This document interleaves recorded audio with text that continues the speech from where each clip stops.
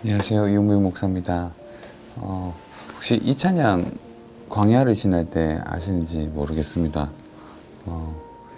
좀 오래된 찬양인데요. 제가 청년 때 처음 들었는지 모르겠는데 굉장히 좀 되게 좋더라. 광야를 지날 때.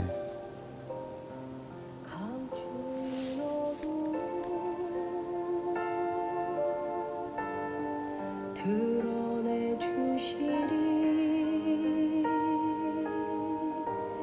인내하라. 그 광야라는 찬양도 요즘에 최근에 많이 부르잖아요. 광야는 정말 하나님만이 도움이 될 수 있고 그 자기 자신을 발견하게 되는 좋은, 우리에게는 어떻게 보면 좀 좋지 않은 곳이지만 하나님 앞에서는 하나님 자신이 선명하게 드러나고 하나님을 붙잡을 수 있고 하나님을 경험할 수 있는, 말씀이 살아있어서 말씀이 역사하시는 그곳 광야, 말씀이 주인돼서 말씀이 역사하는 광야, 그런 의미로 본다면 광야는 우리 인생에서 꼭 필요하다는 생각이 듭니다.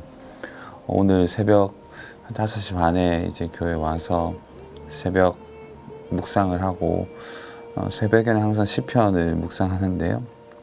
오늘 저의 말씀은 시편 55편 22절이 너무나 유명한 말씀이죠. 내 짐을 여호와께 맡기라. 그가 너를 붙드시고 의인의 요동함을 영원히 허락하지 아니하시리로다. 아멘. 우리의 짐을 맡기는 것도 사실 인생은 살아있는 동안에 어떤 것을 해야 되고 무엇인가를 선택하고 결단하고 무엇인가를 결정해야 되기 때문에 모든 것이 때로는 완벽한 즐거움일 수가 없고 슬픔 속에서도 기쁨이 있고 기쁨 속에서도 슬픔이 있다는 자문의 고백대로 우리의 짐이 항상 우리 안에 있죠. 때로는 우리가 그냥 쉽게 해결하는 것도 있고 해결할 수 없는 것이라고 해서 짐이라고 생각하는 것이 있습니다. 우리는 항상 해결할 수 있는 것은 그저 쉽게 해결하니까 그것조차도 감사하면서 기도하는 사람은 잘 쉽지 않죠. 그런 사람은 진짜 대단한 하나님의 사람이고 평소에 습관처럼, 선한 습관처럼 하나님을 의지하기 때문에 그 사람의 삶은 정말 귀한 삶이죠. 그리고 보통의 사람 같으면 어려움이 당하면 또 직면하면 그것이 짐이기 때문에 그것을 통하여 하나님께 이르게 됩니다. 그래서 늘 제가 많이 고백드리는 거지만 우리를 하나님께로 이끄는 모든 것은 때로는 그것이 어려움이라고 할지라도 그것은 어떻게 보면 선한 것이 될 수도 있는 거죠. 하나님께 이끄는 것이라면 그것이, 물론 죄는 그렇지 않지만 때로는 죄조차도 하나님의 허용 안에서 우리를 회개케 하는 참 귀한, 어떻게 보면 도구로 쓰임 받을 때도 있을 만큼 아우구스티누스의 고백대로 어둠조차도 빛을 향하게 된다면, 반대로 얘기했네. 빛은 어둠조차도 질서를 만들게 되기 때문에 우리의 악함조차도 때로는 완벽한 선을 향한 큰 그림 중에 하나일 수도 있는 거죠. 물론 악은 악이지만요. 다시 돌아가자면, 그래서 우리의 짐을 주님께 맡기는 것, 그것이 무엇일까 늘 생각해오지만 간단하고 명명하겠죠. 네, 기도죠, 기도. 그리고 말씀을 붙잡고 마음에 무엇인가 항상 내재하는 무엇인가가 있잖아요. 우리가 뭔가 해결하지 않으면 그 마음속에 채증이 있는 것처럼 그런 마음에 그 모든 것을 사실 하나님께 내어놓는다는 것이 아닐까, 그런 생각을 해보게 됩니다. 우리가 좀 속이 되게 안 좋거나 뭔가 체한 것 같으면 때로는 병원에 가거나 약을 먹거나 아니면 몸을 움직이거나 아니 진짜 때로는 그 체한 것을 이제 구토로 토해내야 되는 거잖아요. 그 인생의 많은 짐들 우리가 하나님께 내어 맡기는 기도나 진실한 말씀으로 붙잡고 인내하지 않으면 그리고 또 해결할 수 있는 하나님께 맡기지 않으면 때로는 하나님께 던져 놓을 필요가 있는 거죠.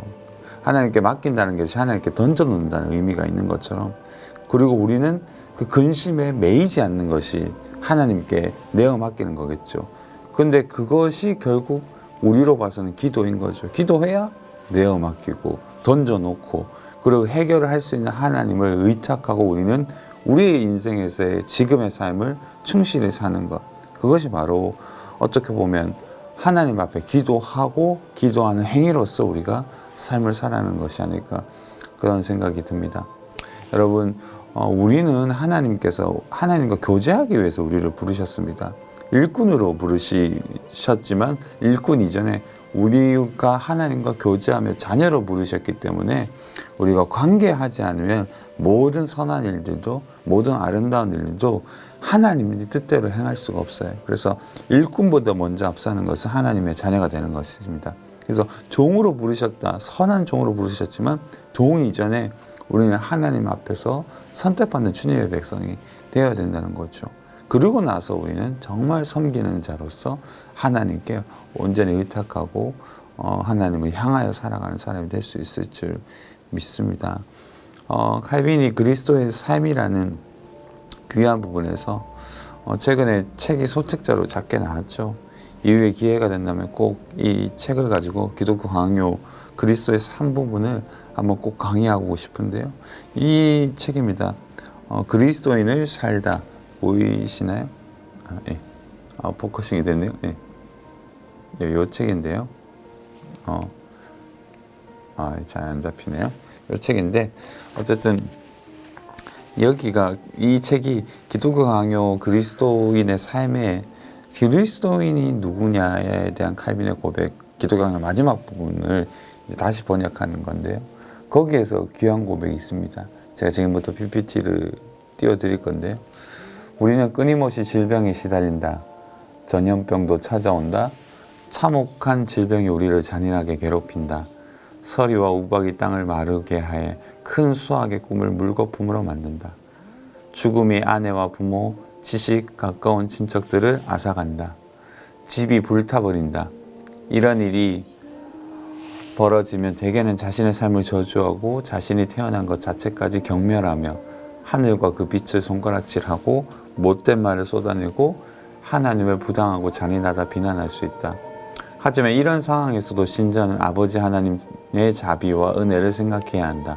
가장 가까운 이들을 잃고 집이 텅 비어 외로워져도 신자는 하나님 찬양하기를 멈추지 말아야 한다. 오히려 이렇게 고백해야 한다.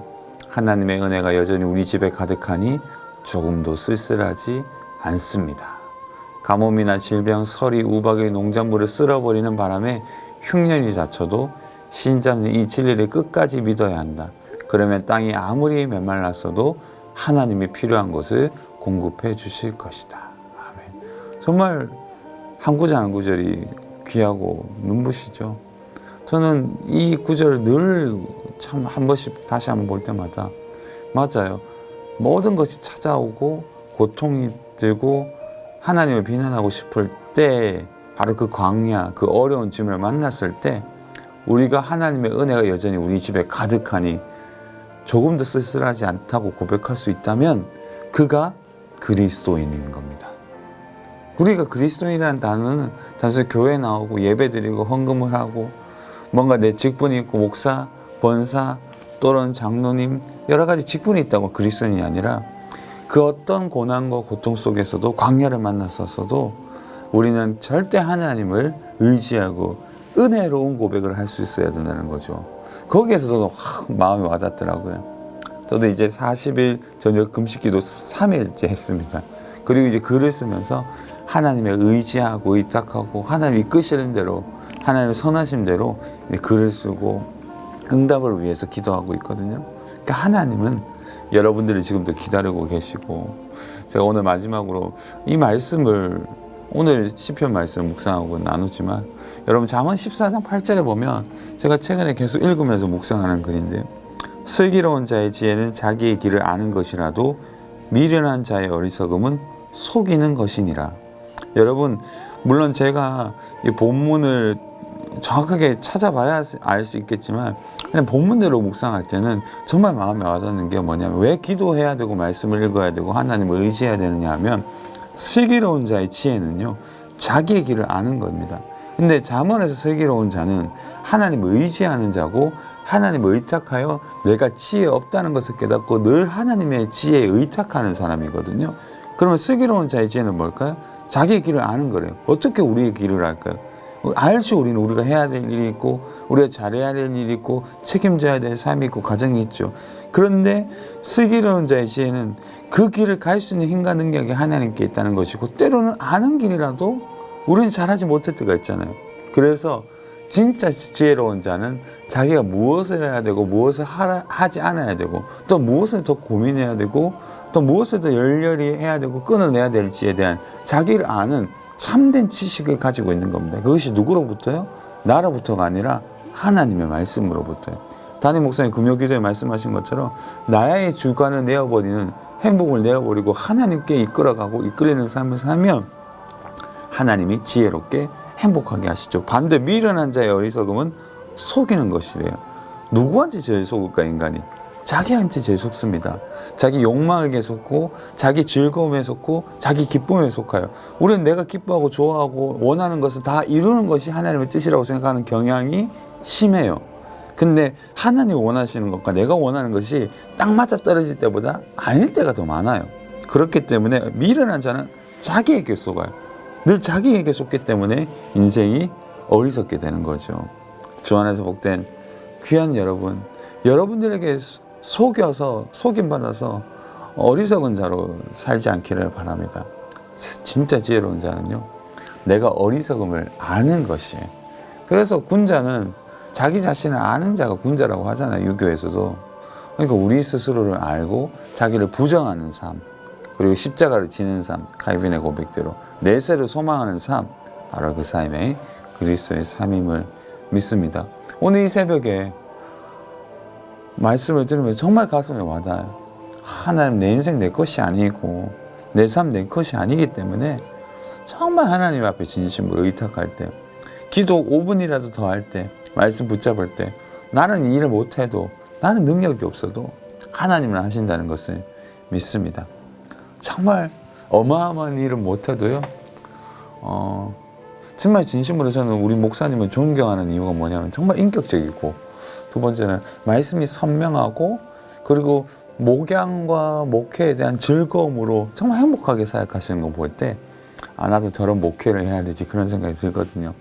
저는 부교육자로서 이런 목사를 만나고 섬기는 것이 행복합니다, 진심으로. 그래서 우리는 우리의 인생에서 하나님을 섬기고 진짜 우리 인생 삶 자체에서도 정말 행복을 누려야 되겠죠.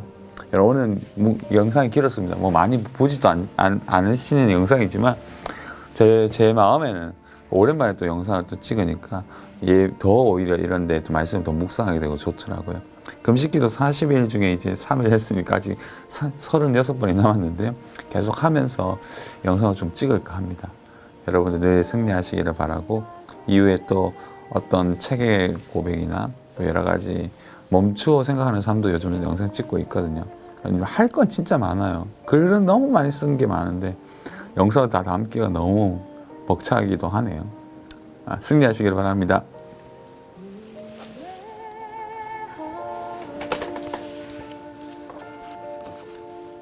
주 너를 흔드사 감추인 어둠